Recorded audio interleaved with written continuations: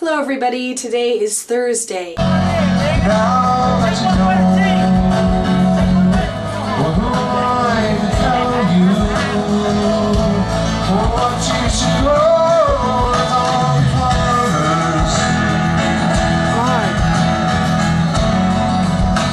I wanted to thank everybody first off for being consistent with their posts and being excited about their videos and taking a lot of time and energy and creativity with them. I really appreciate the effort that everyone is putting in. I love that we haven't gone dark once since we started 3 weeks ago. Mark and I actually texted back and forth and we're having a laugh about how consistent everybody's being and who'd have thought, you know, so it's really refreshing to see that. William, you asked about friendship versus love, which one would we have to choose? They are not mutually exclusive in my opinion. I'll give you some examples from my own life. I have had 2 relationships. In the first one, she and I were not really friends. We had to drag a conversation out of each other. And although there was a lot of passion between us physically, when it came down to it, it was really hard to even share a meal with her because we didn't have anything to say to one another. And that really took its toll on the relationship, which is ultimately why it ended, among other reasons. On the other hand, my second relationship, she and I were wonderful friends. There was no passion. And while I really, really loved her and did want to marry her, it was such an unhealthy relationship that I needed to end it. And my only regret is that I wish I had ended it sooner. Yeah, but you can't be friends with someone and not love them on a certain level, just as you can't be in love with someone and be friends with them. And I think it's also incredibly unhealthy to have a sort of Cinderella complex about relationships. There is no such thing as the one. There is no such thing as happily ever after. There is no such thing as being saved by someone else.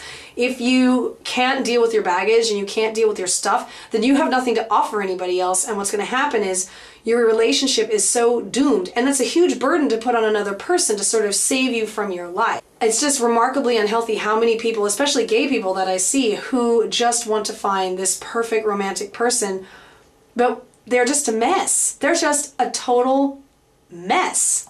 It's like you can't be in a relationship, you can barely be by yourself. And I've said this before, if you can't be with yourself, no one else is going to be able to be with you. Mark, you asked, how do we feel about how the gay community portrays itself to the mainstream media? I could go on about this for a really long time. I think that celebrations like Pride are absolutely fantastic. I think there is a fun and frivolity surrounding our sexuality. Because we are so persecuted for who we fall in love with and who we like to fuck, we just kick up our heels and fuck, and we just go for it. It's just so much fun. That being said, I think we don't pick our battles very well. I'll give you an example. Here in Seattle, there was so much strum and drum over where we were going to have Pride, whether we were going to have it at all. We had outgrown the original street and park where we had the parade and the festival. The city wouldn't give us the permits, so we had to move it back to downtown, which is where we used to have it when it was a much smaller parade in the late 70s, early 80s. And all these businesses and all these people just blew up and had this whole big craziness over it's always been on the hill, which isn't true. We need to make money and it's not going to be the same and, you know, blah, blah, blah, blah, blah. But when a friend of mine, Micah Painter, was viciously attacked and nearly died, that courtroom was absolutely packed, not with people supporting Micah and supporting hate crime legislation, but with the families of his attackers. Their parents' friends, their church members, their girlfriends' friends, their bros from school. The only people in there to support Micah were myself, my bosses, and a reporter friend of ours.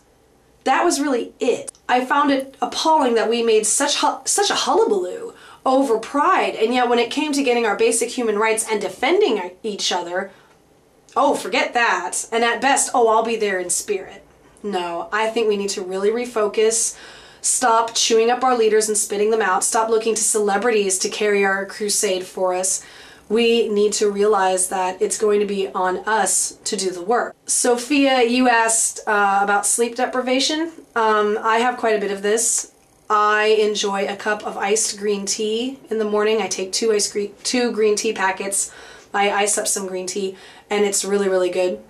I also recommend the chocolate banana Vivano from Starbucks. Bob, you were asking about, you were having us pick between different LPs. For me, I'm going to have to pick Culture Club because I think that Boy George, while he can be a bit odd, I think is one of the most underappreciated artists that have ever lived. I think that his creativity and his vision is wonderfully unique. The fact that he can make fun of himself is wonderfully endearing. You don't see that from a lot of celebrities, especially big-time legends like him. My question for you is, what are your summer traditions? For me, the summer usually starts out in late May with Folk Life, then we move into Pride, then we move into like Hemp Fest, which I went to all weekend, where I saw this guy.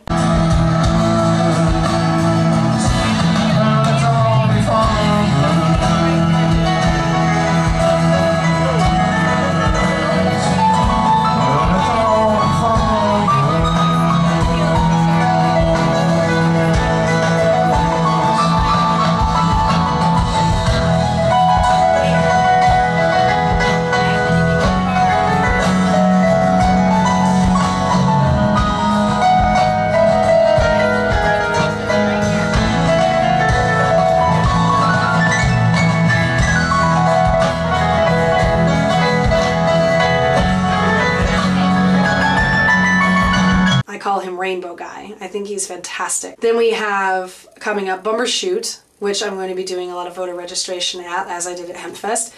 And it's wonderfully exciting. I love summer. I think summer is so much fun and filled with so many traditions. So what are your summer traditions? What do you guys do every summer? Now that summer's winding to a close, what have you been doing? Update us on that. And we'll be looking forward to Friend Friday tomorrow.